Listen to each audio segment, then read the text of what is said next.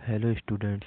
तो सभी को गुड मॉर्निंग। जैसा कि आप सबको पता है कि आरआरबी ग्रुप डी का फाइनल नोटिफिकेशन आउट हो चुका है, जिसके बारे में आप लोगों को मैं वीडियो बनाकर लाया हूं ताकि आप देख सकें कि फाइनल नोटिफिकेशन में क्या क्या रिक्वायरमेंट है। ठीक है, तो हम आज सबसे पहले बात करेंगे इसमें कि जो इसका जो एग्ज़ाम है आरआरबी डी ग्रुप का, तो हम सबसे पहले इसमें देखेंगे कि जो प्लानिंग के साथ तैयारी इसकी हम कैसे करें।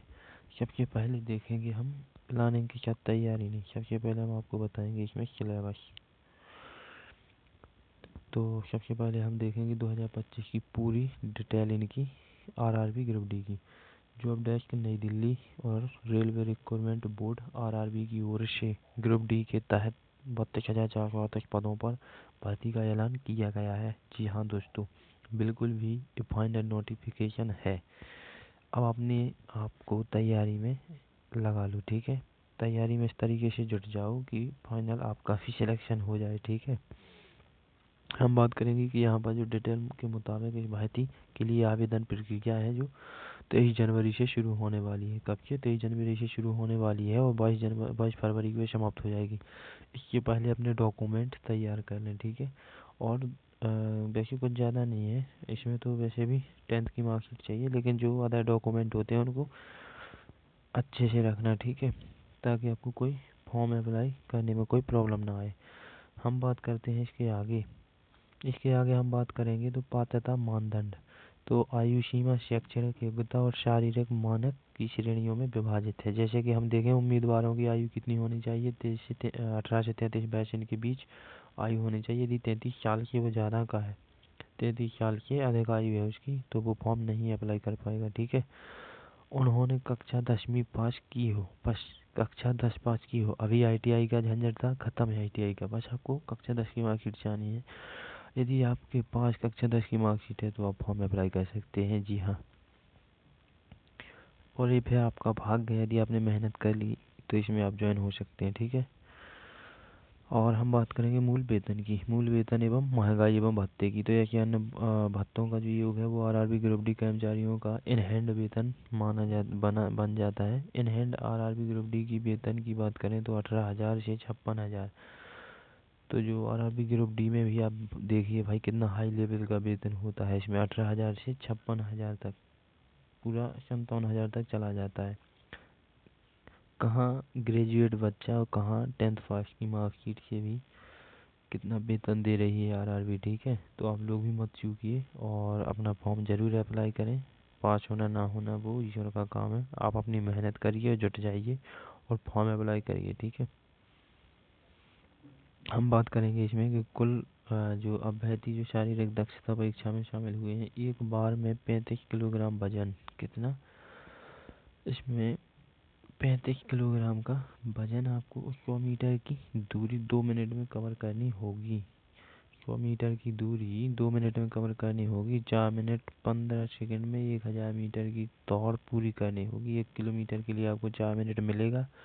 ठीक है, इसके लिए भी आपको फिजिकल मेहनत थोड़ी करनी पड़ेगी, क्योंकि दोनों में से यदि आपका एक टेस्ट नहीं निकला तो इसका कोई फायदा नहीं होगा आपको मेहनत करने से। दोनों में बराबर संतुलन लेके चलना है। ठीक है, तो दोनों में बराबर मेहनत कीजिए ताकि आपका सिलेक्शन CBT 1 CBT 2 दोनों निकल जाए। ठीक है,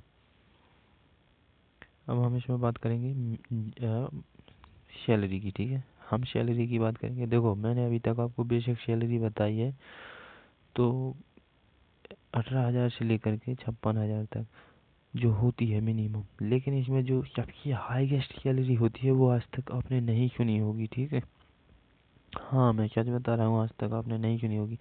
जनरल मैनेजर की सैलरी रेलवे भर्ती बोर्ड रिपोर्ट के अनुसार, रेलवे जनरल मैनेजर के पद पर तैनात यदि कोई अधिकारी है तो इसकी सैलरी सालाना 28 लाख से 43 लाख रुपए तक चली जाती है। 25 से 31 साल के एक्सपीरियंस के बाद मिलता है। ठीक है, ऐसा नहीं है कि ये पद नहीं मिलता है। जब 30 साल 35 साल का आपको एक्सपीरियंस हो जाता है, इसके बाद आपको ये जनरल मैनेजर का पद दिया जाता है, और इस पद पर आपको जो सैलरी मिलती है वो 1,00,000 2 लाख पर मंथ मिलती है, ताकि आपकी जो सैलरी है वो सालाना 40 लाख से भी अधिक हो जाती है। ठीक है, तो आप भी मेहनत करिएगा मेरे दोस्त, तो आपका भी सिलेक्शन होगा और कुछ दिनों में आप भी जनरल मैनेजर बनेंगे, ठीक है। खैर सबको तो नहीं मिलता है जनरल मैनेजर का पद, लेकिन किसी किसी को मिल जाता है। अब तैयारी कैसे करनी है इसके बारे में थोड़ा जान लेते हैं, क्योंकि फॉर्म तो अप्लाई कर दिया, तैयारी कैसे करेंगे। तैयारी करने के लिए देखो, आरआरबी ग्रुप डी में प्रति बैच हर एक साल आरआरबी ग्रुप डी में एग्जाम का आयोजन किया जाता है, लेकिन इस परीक्षा में करोड़ों उम्मीदवार भाग लेते हैं, ठीक है।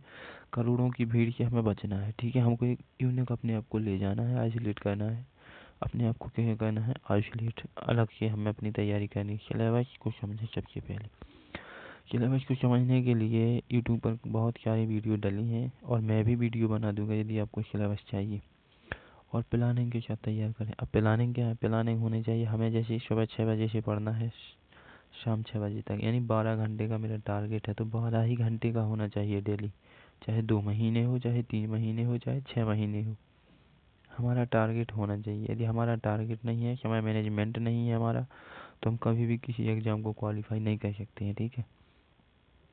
अब हमको देखना है एनसीईआरटी की किताब से गणित की तैयारी, मतलब जो मैथ की तैयारी है वो आपको एनसीईआरटी की किताब से करनी है। मैथ की तैयारी कैसे करनी है, एनसीईआरटी की किताब से।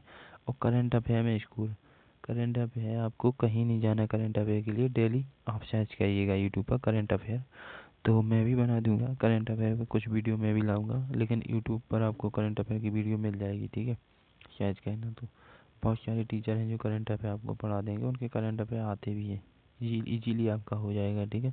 पुराने पेपर ज़रूर सॉल्व करें, प्रीवियस पेपर होते हैं 5 से 6 साल पुराने, हमें बहुत ज़रूरी करने होते, क्योंकि एग्ज़ाम में प्रश्न नए नहीं आते, पुराने प्रश्न आते हैं, उन्हीं को बार बार रिपीट किया जाता है। हमें लगता है क्वेश्चन नया आया, कोई नया नहीं आया, ठीक है। उन्हीं को बार बार रिपीट कर दिया जाता है। मॉक टेस्ट और नोट्स, यदि आपको मॉक टेस्ट देने हैं तो आप मॉक टेस्ट ज़रूर दीजिएगा, क्योंकि इससे आपकी स्पीड बढ़ती है। और नोट्स ज़रूर बनाएं ताकि आपको रिवीजन, जब एग्ज़ाम नज़दीक आता है ना, तो हमारे नोट्स ही हमें काम आते हैं, क्योंकि हम लंबी थ्योरी तो नहीं पढ़ सकते, लेकिन नोट्स हमें इतने काम आते हैं कि हम अपने हिसाब से बनाते हैं ना, तो बहुत जल्दी रिवाइज कर लेते हैं। बात करें हम टेस्ट की, तो यदि आप फ्री टेस्ट देना चाहते हैं तो हमारे वीडियो में यूट्यूब चैनल पर मानविंद क्लासेस पर जाइए, डिस्क्रिप्शन में लिंक मिलेगी, मॉक टेस्ट दे सकते हैं फ्री में। और यदि पेड टेस्ट देना है तो इंडिया में सबसे कम प्राइस पर आपको टेस्ट सीरीज मिल जाएगा मेरा।